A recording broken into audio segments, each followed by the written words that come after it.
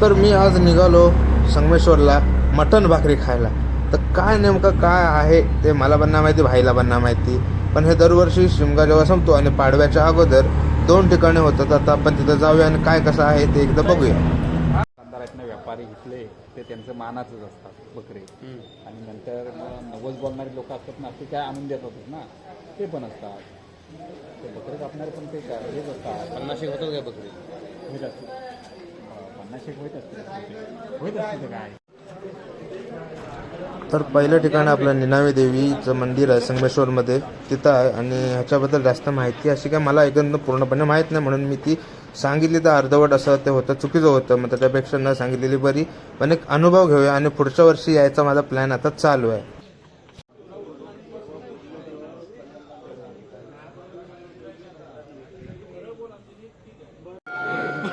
8:30ला आलो होतो आणि आता वाजायला लागले 10. तर आता सुरुवात झाली आहे. आणि सुरुवात झाली तर पटापट आता लाईन अशी पुढं सरकते.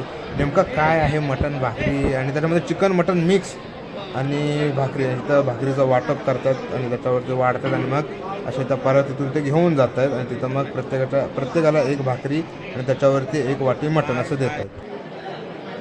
तर अशा 2 लाईनी आहेत, एक पुरुषांची लाईन आहे आणि एक आतमध्ये जे ग्राउंड आहे ते महिलांचे. आणि श्री निनावी देवी सभागृह आहे आणि बाजूला मंदिर आहे. मला दाखवतो, हे मंदिर निनावी देवीचं. आणि हा एक प्रसाद आहे.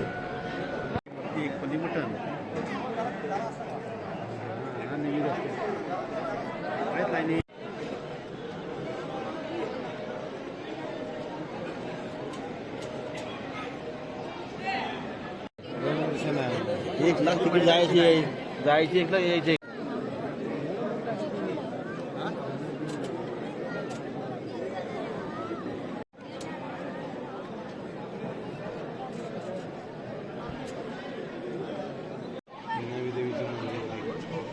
व्हिडिओ बनवणार ना,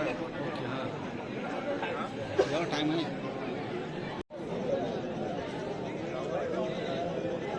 लय झाली.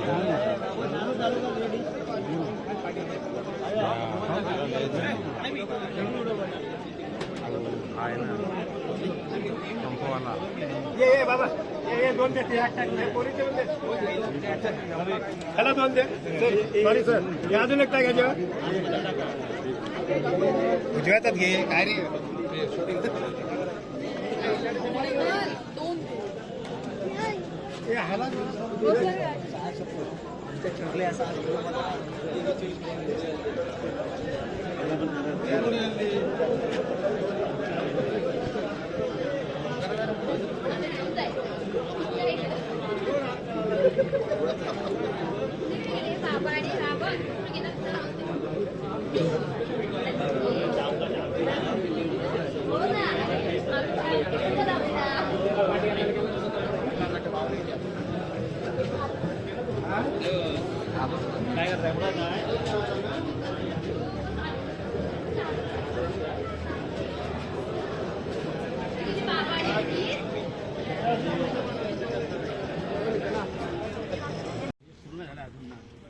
ओ वैसा वेगवेगळीच चव होती, वेगळंच आहे काहीतरी वाटत होतं. आणि तिथून आता आम्ही आलो, पैसपाने स्कूल आहे तिथं, मंदिर आहे जाकमातेचं, तिथं आता आलो आहे आम्ही.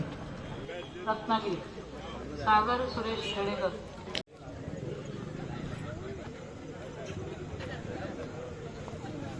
अरे एका जागी बस नाही, एका जागी बस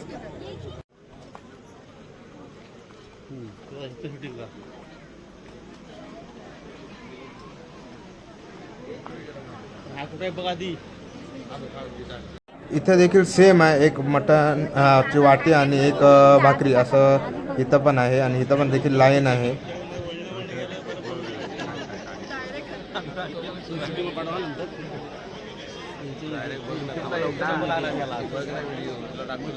आता लवकर पण लागणार आहे.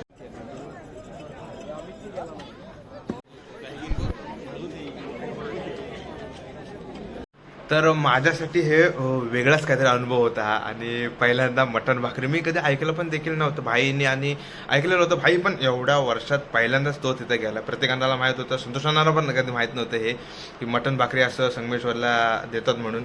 तर प्रसादाच्या ह्याच्यामध्ये पाडव्याच्या अगोदर असतं आणि तेव्हा संगमेश्वरचं शिंपणं संपतं आणि शिंपणं पण असतं आणि एक वेगळंच आहे त्याचं. तर पुढच्या वर्षी ट्राय करतोय मी. आणि त्याचा रंगमंजू असतो भाई, तो काय प्रत्येक जण लाल, फक्त संगमेश्वरी कलर बोलतात त्याला, प्रत्येक जण लाल. आणि हे काहीतरी मला वेगळंच होतं. चिकन आणि मटन दोन्ही मिक्स शिजवतात ते. आणि मानाचे काय काय असतात, ज्यांचा नवस असतो तर ते कोण बकरे देतात, कोण कोंबडे देतात, तर त्याचं असं एकत्र करतात. आणि प्रसादाच्या रूपात मग एक भाकरी आणि त्याच्यावरती एक वाटी मटन चिकन, ते मिक्स असतं. त्याला काय बोलतात ते पण माहीत नाही, पण त्याची जी एक त्याचा जो वास असतो ना, तो म्हणजे असा वेगळाच एक, म्हणजे असा एक, म्हणजे एक बोलतात ना की लक्ष वेधून घेतो, एक आकर्षण, असं वेगळाच वास. आणि त्याच्यानंतर टेस्ट पण अशी एक वेगळीच टेस्ट लागली मला. आणि जरी म्हणजे जेवून नव्हतं गेलो तर एक भाकरी खाल्लं तरी पण समाधान होतं. आणि मग दुसऱ्या ठिकाणी गेलो आम्ही, फर्स्टपणे स्कूल आहे तिथं, तुम्हाला बोलता येत नाही कारण की नक्की ॲड्रेस काय आहे ते पण माहीत नाही मला. तिथं गेलो, तिथं पण सेम. तर 3 ठिकाणी असतं ते.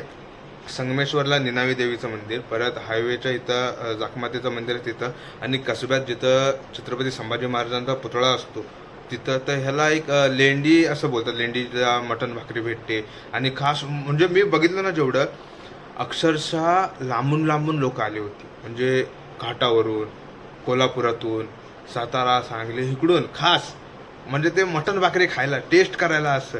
आणि आम्ही इथं अजून कधी गेलेलो नाही, पण पुढच्या वर्षी मी एकदा नक्की ट्राय करून घ्यायचा पूर्ण, म्हणजे जो काय इतिहास आहे, म्हणजे ही परंपरा काय, कशी आहे, कधीपासून चालू झाली आहे.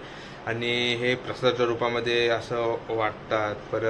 परत असं एक पुढच्या वर्षी मी नक्की ट्राय करेन पाडव्याच्या अगोदर, म्हणजे तोवर सगळं शिमगा आणि संगमेश्वरचं तेव्हा शिंपणं चालू असतं.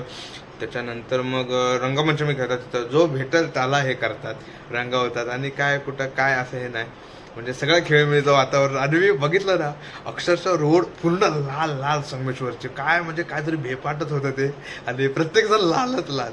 आणि म्हणजे कलर तो आता भाई प्रत्येकानं सांगत होतं की 8-8, 9-9, 10-10, 15-15 दिवस तो कलर जात नाही, जाता म्हणजे अजिबात, म्हणजे पूर्ण एकदम लाल लाल असा संगमेश्वरी गुलाल म्हणून तो फेमस आहे. आणि आता म्हणजे तो वेगळाच एक काहीतरी होतं माझ्यासाठी. म्हणजे आम्ही तरी 8:30ला गेलो, तिथं पहिल्या ठिकाणी लाईन होती म्हणून भरपूर लेट झालं. आणि मग त्याच्यानंतर एक ते बोलतात ना की सबर का फल हो. आणि रात्री असं फिक्स नव्हतं, अचानक भयानक असा कार्यक्रम झाला तो. आणि तेव्हा मला ना जास्त काय बोलता नाही आलं. तेव्हा वेगवेगळं असं शूट करायला लागलं मला, आणि खूप वेगळी मजा आली. असं आता मग पुढच्या वेळी नक्की येत पाडव्याच्या अगोदर. आणि पूर्ण काय आहे, कसं काय करतात, फक्त एवढं की रंगवलं नाही की तो कलर जात नाही, पूर्ण लाल लाल दिसायला लागतं. तर आता बघू काय कसं आहे. तर एक वेगळा एक्सपिरियन्स होता माझा, संगमेश्वरची मटण भाकरी आणि मटण चिकन भाकरी असं. बस आता जास्त काय माहिती तर नाही म्हणून कमी जास्त सांगत नाही, पण एक वेगळा अनुभव होता, वेगळी एक एक्सपिरियन्स होता. एवढी लांबून लांबून लोक आलेली होती, परत ती मटण भाकरी आणि लाईन तर तुम्ही बघितली केवढी होती ती. तर दादा एवढंच बोलून मी इथं ब्लॉगचा एंड करतो. आणि पुढच्या वर्षी मी नक्की ट्राय करीन की यायचं पूर्ण दिवसभर तिथं थांबायचं, काय कसं आहे संगमेश्वरला ते सगळं काय विचारायचं आणि 3 ठिकाणी जायचं मी प्रयत्न करेन. तर एवढंच बोलून मी इथं ब्लॉग एंड करतो. लाईक करा, शेअर करा, सबस्क्राईब करा. रोहित जाधव ब्लॉग.